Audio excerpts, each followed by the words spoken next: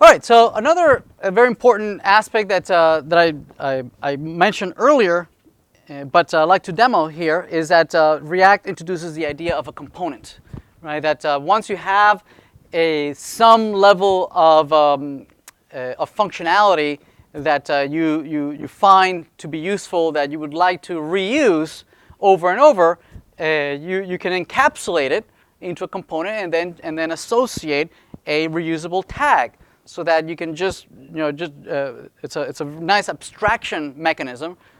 Just like if you in an algorithm you find several if statements and loops and whatnot that are very useful as an algorithm, you can encapsulate it inside of a function, and then you can call that function and parameterize it. So same thing here, right? React allows you to parameterize or encapsulate some user interfaces and behavior into one component. So let's create a really simple component. That hello world that we had earlier, say we find that this h1 hello world is so useful, I would like to be able to reuse it over and over, but it's so complicated to write this complex. I don't want to just copy and paste this everywhere. I want to encapsulate it inside of a component, and then wherever I use this element, I can just use that component. So let's do that. And what we can do is we can declare a new file. So for instance, in source, we can create inside of a components directory, components, well, we can create a hello. So hello.js. And inside of that hello.js, oops,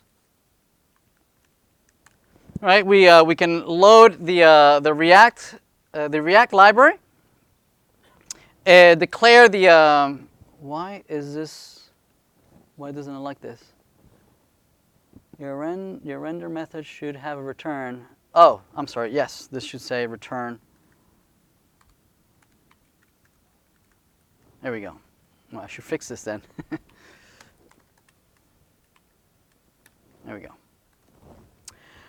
So this hello world, notice that what we've done is just move that HTML in here.